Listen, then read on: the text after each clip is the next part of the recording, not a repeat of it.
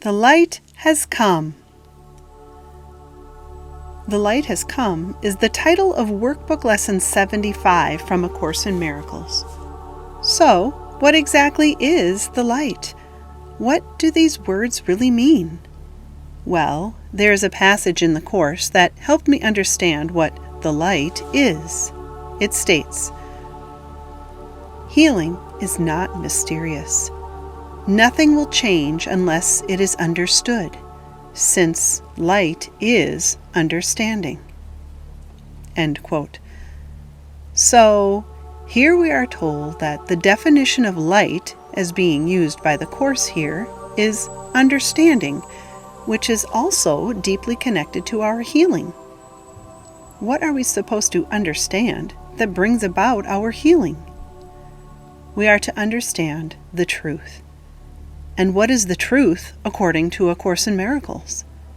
The truth is, we are one love, united in God, and there is no such thing as separation between us. Only this is true, and nothing else, because we are part of an eternal state of being.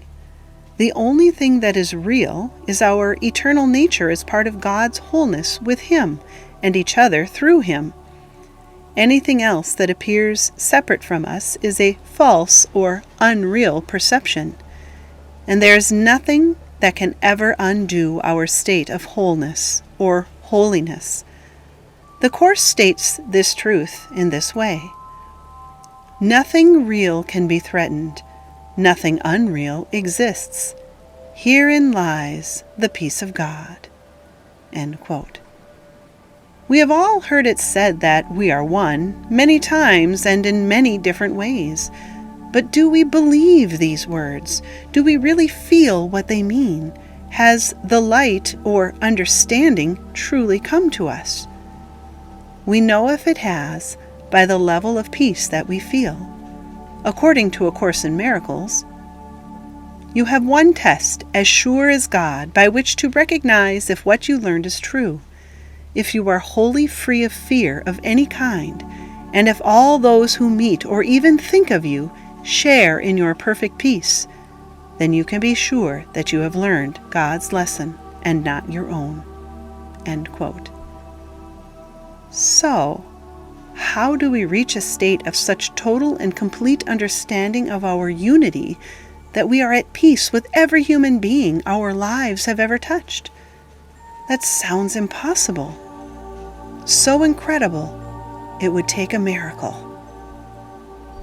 Which is exactly what the Course calls the process of forgiveness we are being taught. The process does not actually ask us to do anything. It is actually a process of undoing that takes place in our mind, which clears away what is blocking the light. Everything we thought we knew about what we see outside of ourselves must be let go of in order for us to uncover what is hidden within us, the light within our heart that shines away all that is not peace. This means we must clear away all negative, fear-based thoughts from our mind. We must let go of all judgment.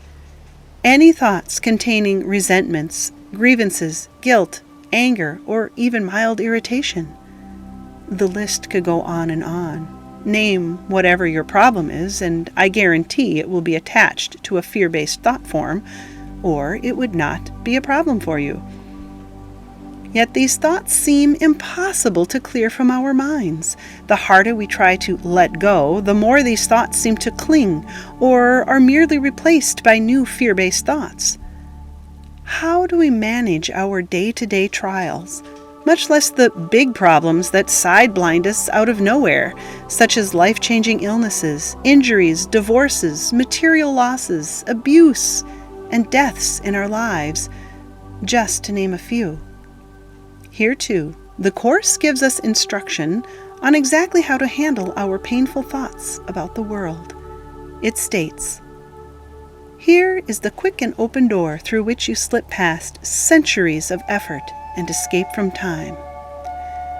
There is no statement that the world is more afraid to hear than this. I do not know the thing I am, and therefore do not know what I am doing, where I am, or how to look upon the world or on myself. Yet in this learning is salvation born, and what you are will tell you of itself. In yet another section it states this again. When your peace is threatened or disturbed in any way, say to yourself, I do not know what anything, including this, means, and so I do not know how to respond to it, and I will not use my own past learning as the light to guide me now. And in yet another section, the Course says, Yet the essential thing is learning that you do not know. End quote. And so we can lay down every thought that pains us by simply realizing we cannot see the truth through the body's eyes. All our eyes show us is separation, conflict, differences, and fear. Our bodily eyes cannot see the truth of our oneness. This is because our oneness is not in the physical, but rather in spirit. Therefore, it is not seen with physical eyes, it is felt through the heart, where the home of spirit rests. We move from physical sight to the heart's eyes, or Christ vision, through extending a miracle. The Course states how we can do this through its definition of what a miracle is. A miracle merely looks on devastation and reminds the mind that what it sees is false, for fear must slip away under the gentle remedy it brings. A miracle ends the strange distortions that were manifest. Now is perception open to the truth. Now is forgiveness seen as justified. Forgiveness is the home of miracles. The eyes of Christ deliver them to all they look upon in mercy and in love. The miracle is taken first on faith, because to ask for it implies the mind has been made ready to conceive of what it cannot see and does not understand. A world more real than what you saw before.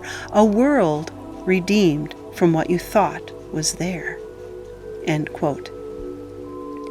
So, when the light has come, it means we understand that we do not know what anything is in truth because it is hidden behind false separate forms, our bodies and every form of physical matter around us. Through acknowledging we do not know what anything looks like in truth as part of God's one holy light, we let it go. We clear the old image from our eyes by trusting in the truth of our wholeness within. To think about the world in this light is true forgiveness. To truly forgive through remembering our oneness and clearing all else from our mind is to extend a miracle. And with this miraculous thought, we are healed of our thought of separation, and a new world is free to be seen by our cleared mind, shining in the light of our Father's everlasting love. You are then truly a miracle worker, doing the will of God on earth as it is in heaven. And so, my beloved, mighty miracle workers, as we move into this Christmas season and a new year, I leave you with these words from the Course. Peace to all seeking hearts today. The light has come to offer miracles to bless the tired world. It will find rest today, for we will offer what we have received. Perception rests. The mind is still, and light returns again. Vision is now restored. What had been lost has now been found. The peace of God descends on all the world, and we can see. And we can see.